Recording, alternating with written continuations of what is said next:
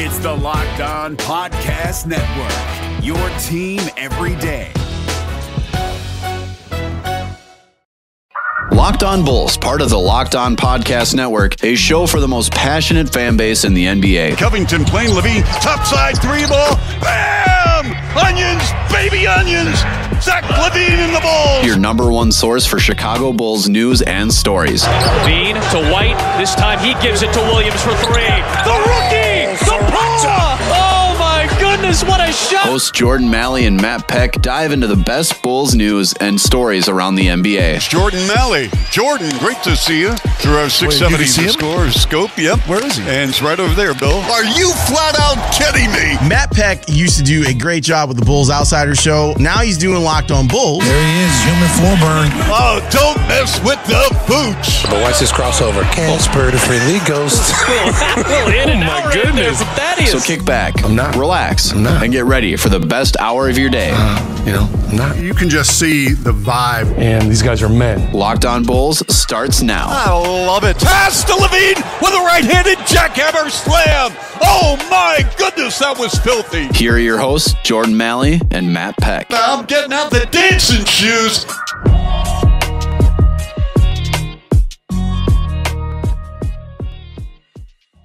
What's up and welcome into Locked On Bulls, part of the Locked On Podcast Network, your team every day. I'm Jordan Maly. Along with me is Matt Peck. Follow us on Twitter at Jordan C. Maly, at Bulls_Peck, and at Locked On Bulls. Hit us up on our text and voicemail line, 331-979-1369. Drop your text, your voicemails, anything you got for us at 331-979-1369. Today is brought to you by Michelob Ultra. We've got our player of the week, and that is who we are starting with, Matt, because Zach LaVine has returned and he has spoken.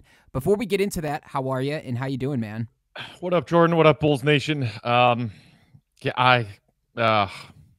happy for Zach, and you know, if nothing else, it was honestly great to hear from him again, because we didn't hear him speak to the media for solid 2 weeks plus while he was out in health and safety protocols, and you know, he is the face of this team, the face of this franchise right now. So it was nice to hear from him and nice to hear that he's doing okay. But when I got word earlier this morning that the plan is for him to play tomorrow night in Charlotte, I'm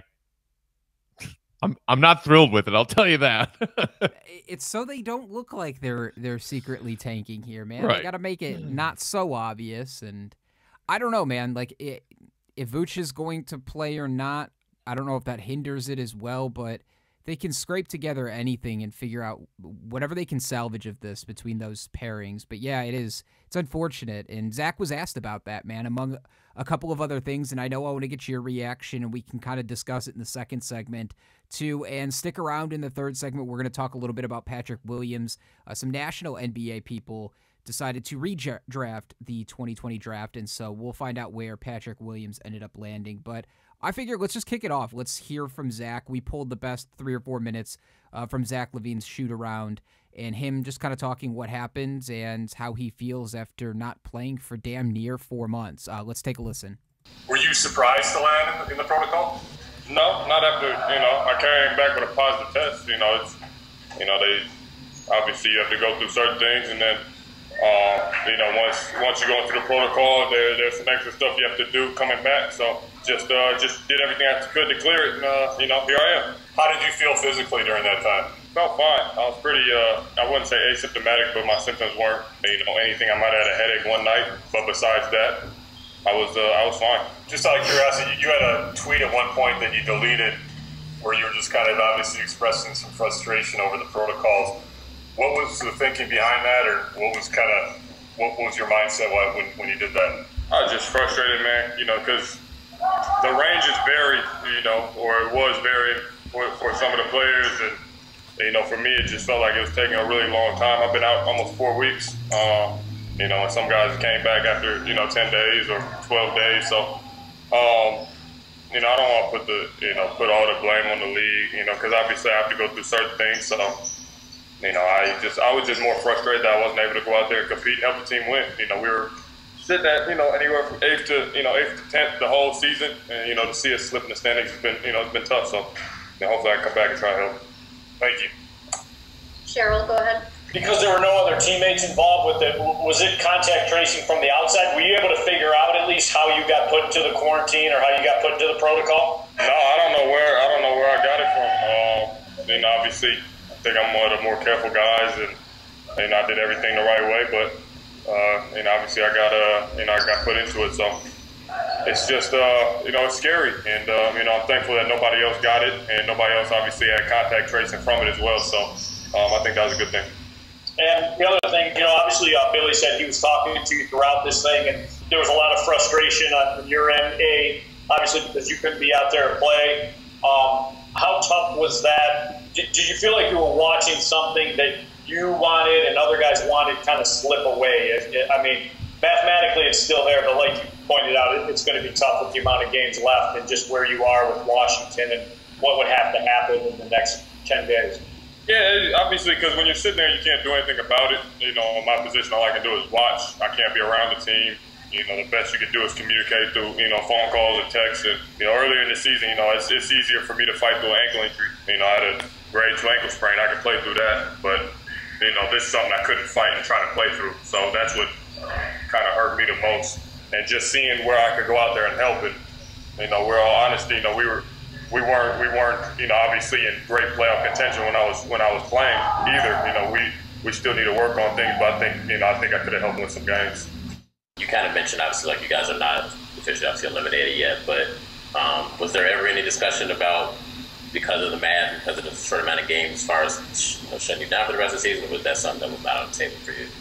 I mean, I'm not that type of guy. If that conversation comes up, obviously it won't be coming from me. I ain't played in the last, obviously, 11 games, and I want to at least be able to try to get some type of games and try to fight for something at the end of the season. So, if that conversation comes up, it may not. But, for me, I want to go out there and play.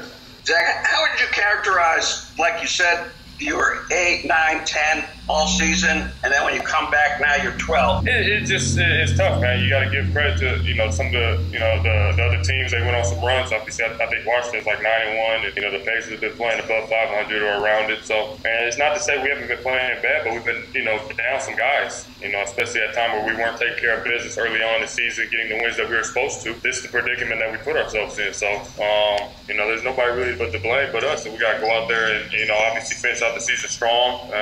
It's unfortunate, but I'm not somebody to close the door on something that's not officially over. I'm gonna try to fight for everything I have.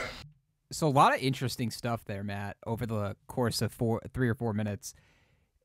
The one thing that I want to say before we kind of dive into where he may have thought he got it from, his frustration over that tweet, the thing that he hits it on the head, like talking about wasted opportunity. We talked about it just this week.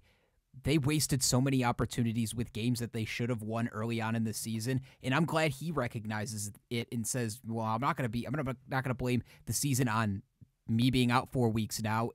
We could have picked up a bunch of games early on in the season and not put ourselves in this position." So I do give him a ton of credit for being sort of honest and, I don't know, humbled by that. Yeah, I think anybody would be frustrated in Zach's position, and that was, as we probably expected, the reasoning he gave when he was asked about that tweet that he, shortly thereafter deleted, expressing his frustration about not being able to play because he was literally sitting on the sideline watching his team fall out of the playoff picture, and all he wanted to do was be able to go in there and help. There are certain things that are out of your control. Like, who could have predicted this crazy run that the Wizards have went on with, some classic Russell Westbrook performances? And, hey, also getting some pretty big nights from Daniel Gafford on the regular, which is cool to see. Happy for Gaff. But, I mean, that is why you can't let those winnable games go earlier in the season, because of the unpredictability of what other teams in the race with you are going to do. There are things that are in your control and out of your control. And there were so many things out of Zach's control as the Bulls were slipping out of the playoffs that must have made it just so frustrating for him to watch. Because he said, we were kind of in that 8 to 10 range all season long, and we all know how badly he wanted to make the playoffs this year. And to see the Bulls basically watch those playoff chances die while he's out and not allowed to play, yeah, must have been driving him crazy. Yeah, 100%. I think so. We didn't get all the answers. We didn't even get close to anything like substantial about where he believes he may have gotten this, and it sucks, man. It sucks for his season, but he's got a better outlook on it than I anticipated him having on this. And I don't know, maybe his tone changes when they're quote unquote officially eliminated. So there's a couple of other things in that back and forth with the media that I wanted to dive into and get your thoughts on. But speaking of our player of the week, Zach LaVine. It's got to be Zach, right? I mean, because he is this team's best player, and we have seen what they have struggled to do without his services over the past week. I saw this tweet from Jeff Mangerton, who is just great with Bulls stats, and it was actually retweeted by our pal Chuck Swirsky before their game on Monday night. So in the 10 games without Zach leading into a Monday night's game, the Bulls were down from 112.2 points per game to 103.6 without Zach. Their team's three-point percentage dropped from 37 to 34.5. The team's free throw attempts per game dropped from 18.3 to 14.6 without Zach. And in these 11 games that Zach has missed, the Bulls are 4-7 and have watched their playoff chances all but completely die. Also, Jordan, interesting to note that Billy Donovan said he doesn't anticipate Zach being on any kind of minutes restriction in that game, because we also got confirmation as to sort of like Zach was cleared out of the health and safety protocols, and then the Bulls decided to, give him a couple extra games to get his conditioning back. That's kind of the excuse they used. Maybe they were also doing it thinking there's no point in risking Zach for more games than we need to, and if we can actually help our lottery odds in the meantime, that's not a bad thing. But it sounds like he will be a full go tomorrow against the Hornets. I mean, too little, too late. Sorry. Yes. At this point, man, too little, too late. Had they picked up a win this weekend, at least one of them, whether it had been Friday or Saturday or Monday even, I would have said, okay, I'm a little bit more excited. I'm cool with that, Now I'm just going to be anxious and scared for the rest of the season as long as Zach continues to play, wondering the inevitable, because bad things have happened to this team, and I'm knocking on wood right now. I don't want something bad to happen to Zach in a meaningless end of this season, because let's be honest, reality hits. The Wizards are making the playoffs. We are not. The Wizards are on an absolute tear. I don't see it for the Bulls. And you know what? There's a lot of context we've talked about over the last couple of weeks with the scheduling and all of that. The Wizards have had a couple of easy breaks over the last 3 or 4 weeks. It lined up with bad timing with Zach going into COVID protocol. And unfortunately for the Bulls too, think about the stretch that the Wizards had to go on, too. I give them a ton of credit because of all the games that they had to make up prior to missing what? They didn't play a game in 17 days, I think, in January or something like that. So credit to them. It just was all bad timing, but too little too late, It sucks to say that. And it's as frustrated as Zach must have been watching his team flounder in his absence down the stretch and fall out of the playoff picture. I am now equally frustrated.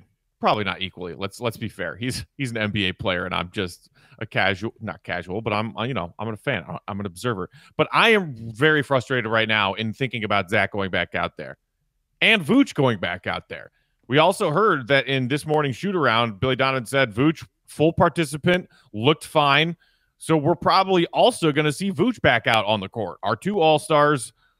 And what are you gaining versus what are you risking at this point? You're 4 games out with 7 to play. And if the Bulls have no valid reason to sit Zach and or Vooch, then maybe they're afraid to get slapped with a fine by the league, because the league might say, hey, why aren't these guys playing? If Zach's been cleared and you even gave him a couple extra days off to get his conditioning back, and Vooch is off your injury report, why aren't they playing?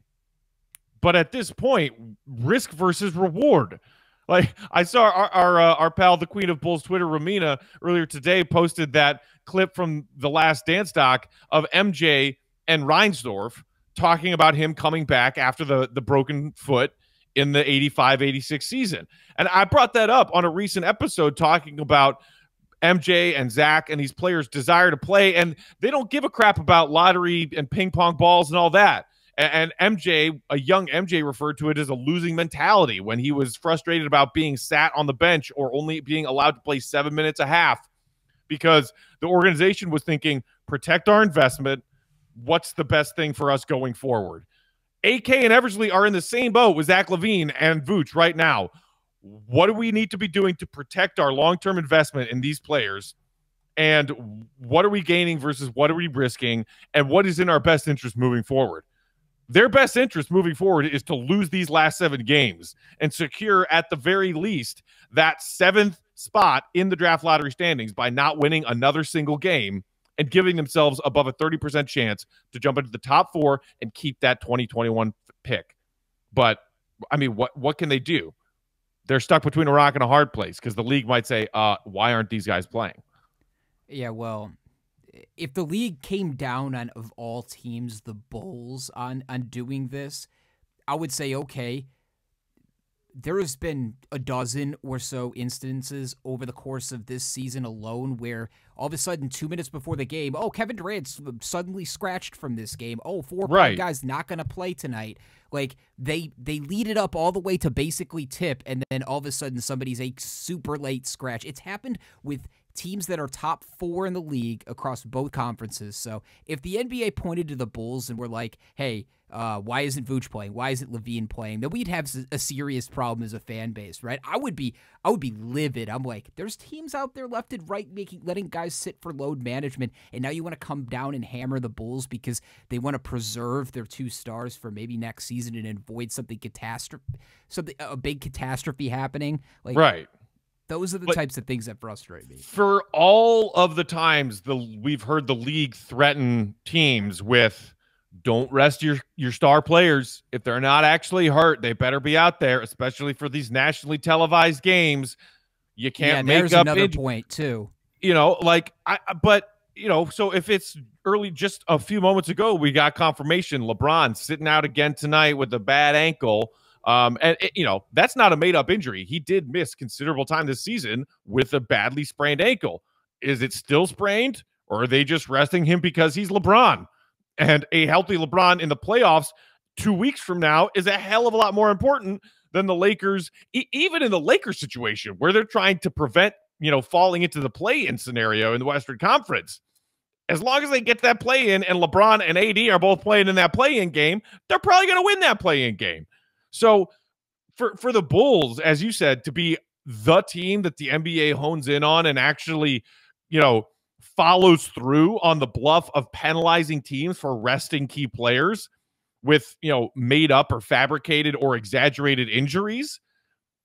Maybe the Bulls and Jerry are afraid of getting fined, but do you see those fines actually being doled out?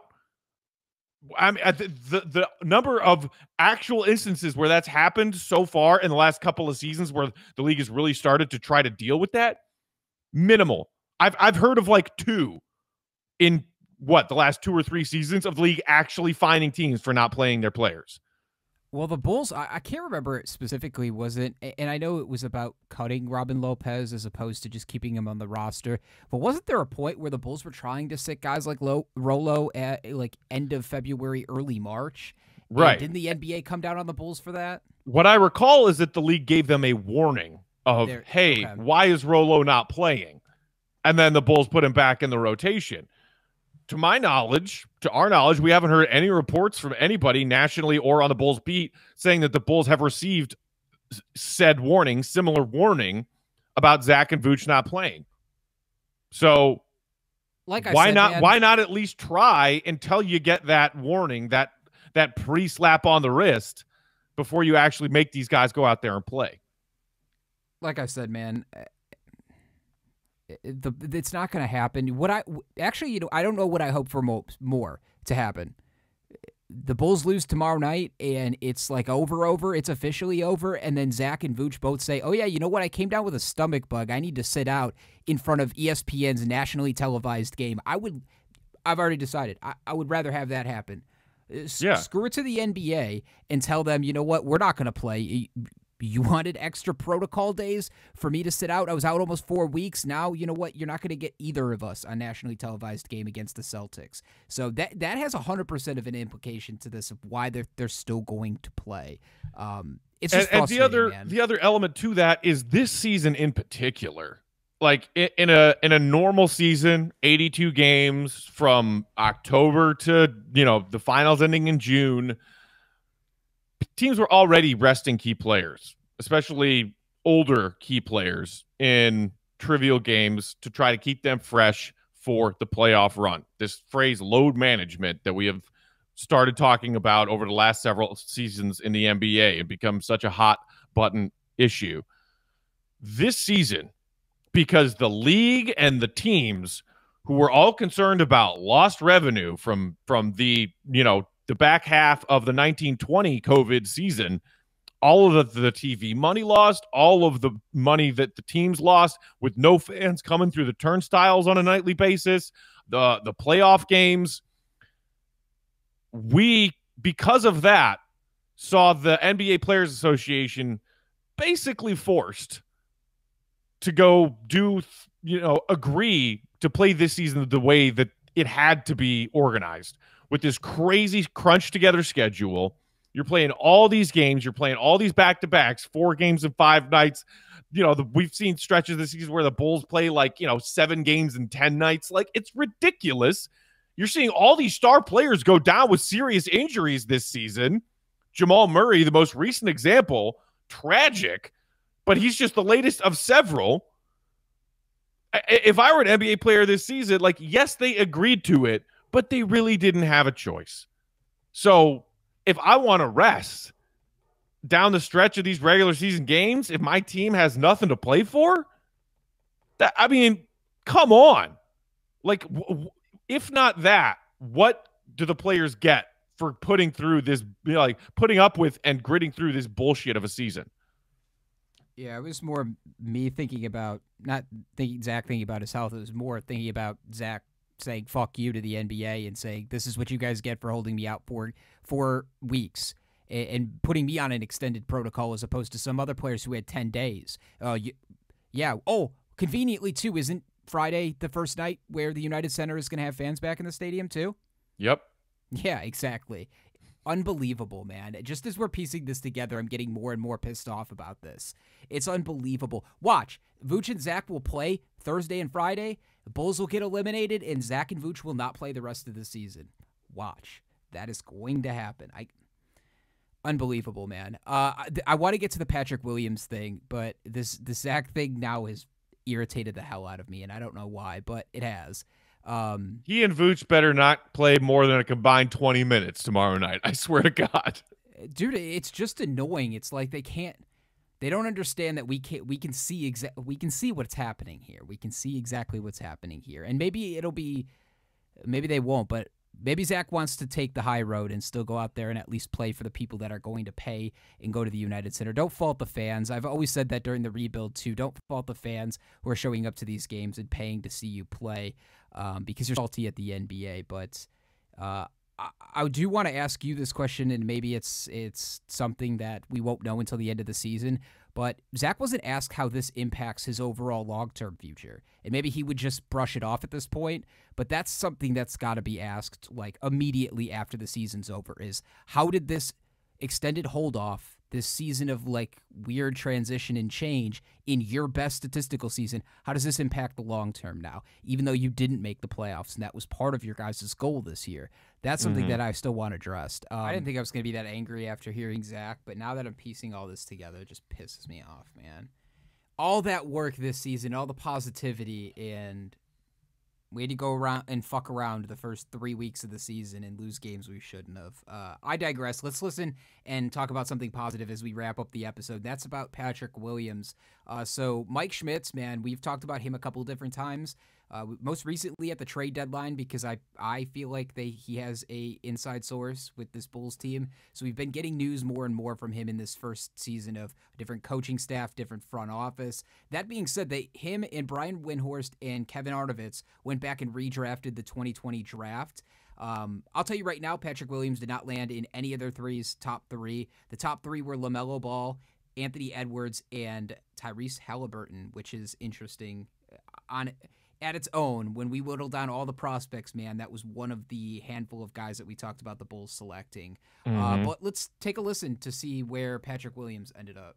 He was rising on draft boards at the time. This was still a surprise. The Bulls had done a very good job of keeping information from getting out. Nobody was really sure what they were going to do, if I remember correctly. And people thought that Halliburton might actually go here at number 4. So in this redraft, where are you at? Yeah, I'm going to stick with Patrick Williams, to be honest. And, this is probably the part of the draft where Kevin and I, start to disagree a little bit, just because, I genuinely lean more on kind of my pre-draft evaluations. And so much of that is just because the nature of my job, right? I'm watching these kids since they're 15, 16, 17, and that's kind of the bulk of my data. But with Patrick, at the time, I probably would have said, I would have taken Denny Avdia, maybe a couple other guys I would have taken as well. But I really like how he projects long-term. I mean, when you look at, 6'8", 225 pounds, 230, that type of length, and the fact that he's shooting, 38% from three so far. I mean, that was one of the bigger questions. 39, yeah.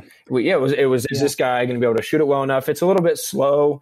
But I mean, I think he's like 62% on corner threes, when you talk about just his ability to space the floor from there and then handle the ball. He shoots a lot of mid-range jumpers, but I kind of like how they're letting him develop, like own those mid-range spots, make corner threes, and then give us effort, defensively. I'm not sure he's been the defender everyone hoped right away. He can improve in a handful of areas, but when you look at those big wings, whether it's a Jaylen Brown or a Kawhi or anywhere down the spectrum, they're obviously hard to find. And, one last point on him, he's younger than Jalen Suggs, Evan Mobley, and Scotty Barnes.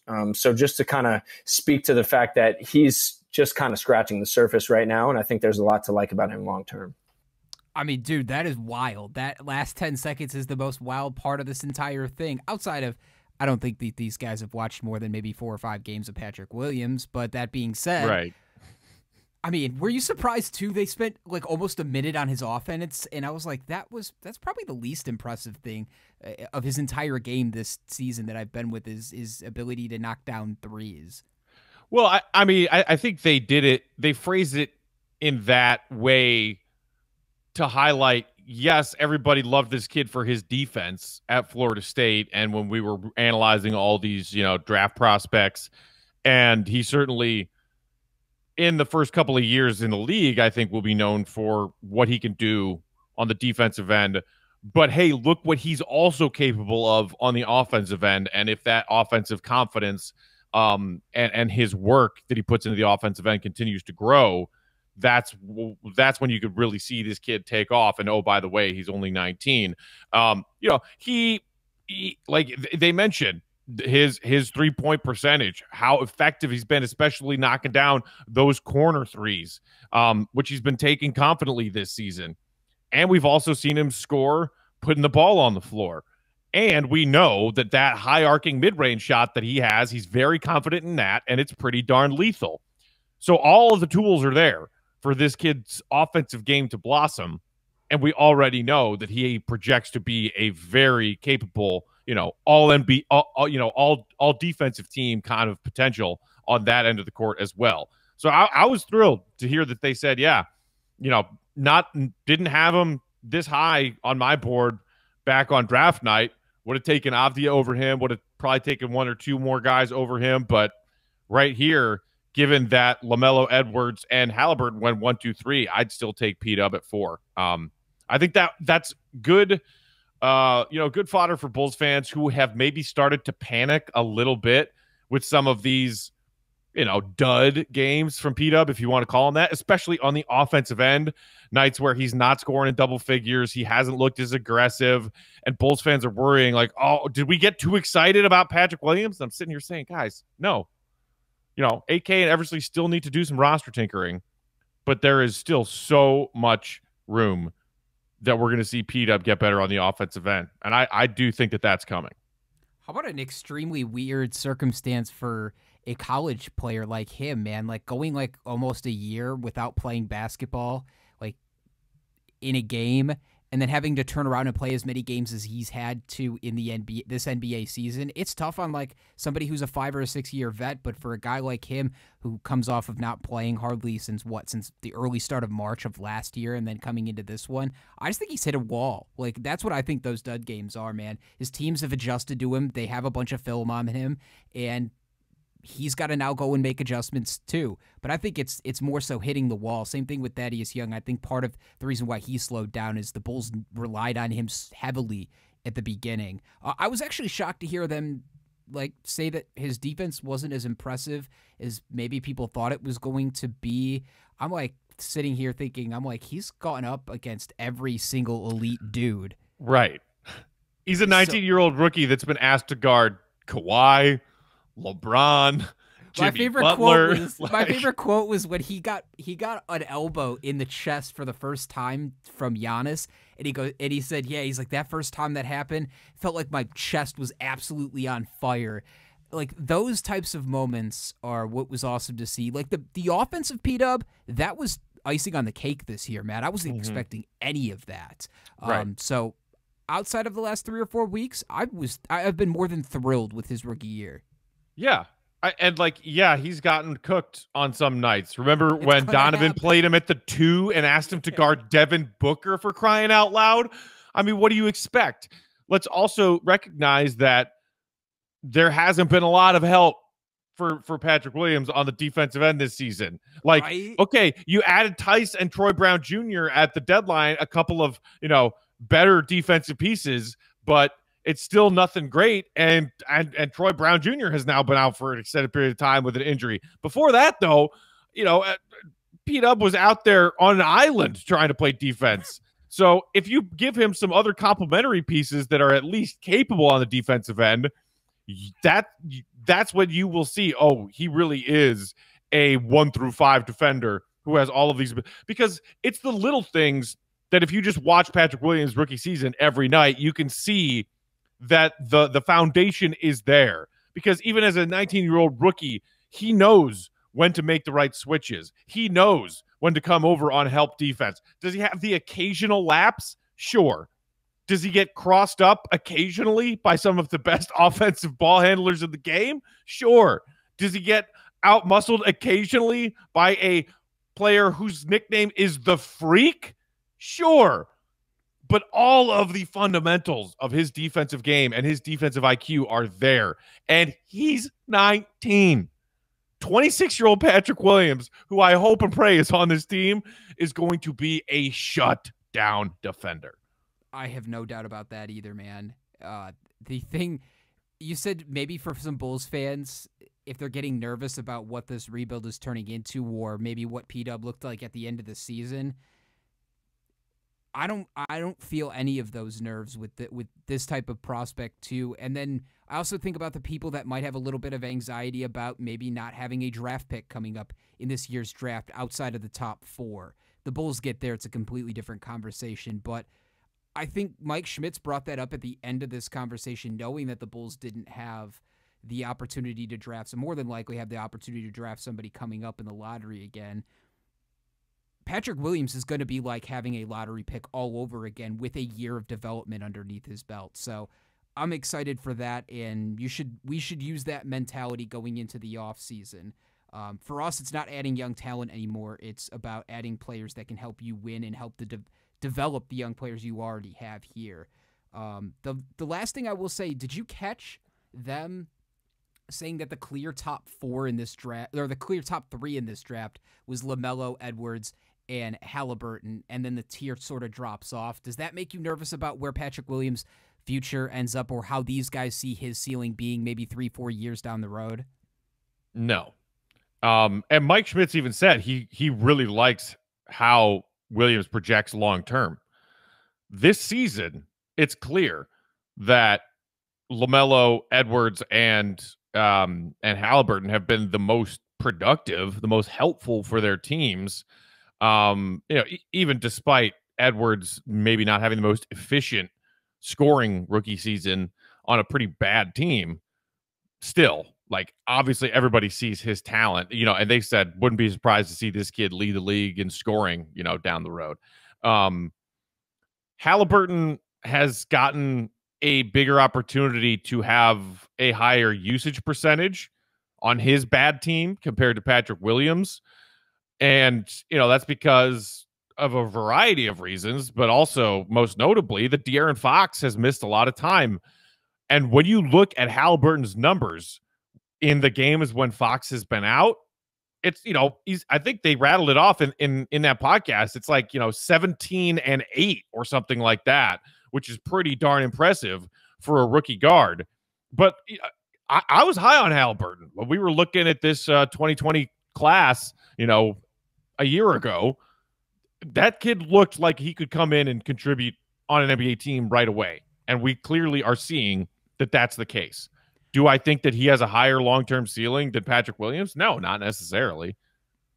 I'm fully convinced now that remember the story about Detroit wanting to trade up ahead of the Bulls like the entire draft day to try to get Patrick Williams over them? I'm fully convinced if that would have happened and LaMelo would have went 1 or 2 instead of going 3 to the Hornets, if they would have traded up and got Patrick Williams, I think Halliburton would have been the pick at 4. I am fully convinced after hearing what they said and thinking about those stories as well. So it is nice to know that if that was the plan or the case. And same thing with Killian Hayes. In the short time, I don't know if you've had a chance to check out the Pistons at all over the last couple of weeks, but he's actually played pretty decent, man. So that's another one too. I think he's only played like not quite 20 games after missing the big brunt of the front half of the season with an injury, which is a bummer. And I was super high on Killian Hayes too. Just knowing how badly this team needed a point guard, and we still do. It's been modest, and that Detroit team is kind of a dumpster fire, but he is averaging 8 assists per 36. He's not getting the minutes quite yet. I think he's only averaging 24 or so minutes per game. I'm excited to see what Hayes does in his second season. Yeah, and he's got a bunch of dudes that can help shoot. So like that number, and same thing with Halliburton's number in terms of assists, those are getting stacked up pretty quickly because they've got dudes who can shoot around him. He's got Sadiq Bey, and Halliburton has Buddy Hield, who's averaging, I think, like 4 or 5 3 makes for the entire season this year, which is absolutely absurd too. So, like you said, though, I don't compare it to Patrick Williams because they're completely different players.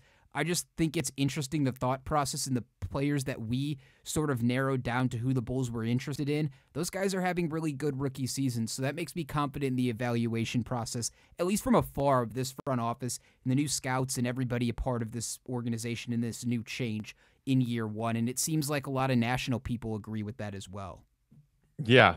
And then the other wild card in all of this, last year's draft class, this upcoming draft class, maybe let's say the Bulls don't get lucky and jump into the top 4.